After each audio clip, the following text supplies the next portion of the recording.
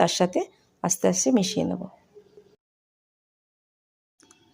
ব্যাটারটা ঠিক এই রকম তৈরি হবে, না খুব পাতলা না খুব মোটা।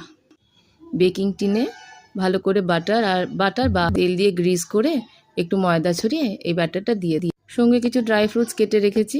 ড্রাই ফ্রুটসগুলো অল্প ময়দা মাখিয়ে তারপরে কেকের উপরে ছড়িয়ে দেব। ময়দা মাখালে কি হয় যে ড্রাই ফ্রুটসগুলো পুড়ে যায় না। ওভেনে দিয়ে দিয়েছি 180 ডিগ্রিজে 30 মিনিটসের জন্য। 30 মিনিটস পর একটা টুথপিক ঢুকিয়ে দেখলাম যে টুথপিকে কিছু লাগছে কি না, না লাগলেই আমার কেক তৈরি। ঠান্ডা হতে কেক টিন থেকে বার করে নিয়েছি। দেখুন কি সুন্দর স্পঞ্জি হয়েছে। দারচিনি আর কফি ফ্লেভারের কেকটা খেতে দারুণ হয়েছিল। ভালো লাগলে বাড়িতে নিজেরাও ট্রাই করুন আর আমাকে জানান কেমন হয়েছে। ভালো লাগলে একটা লাইক করে দেবেন। Thank you.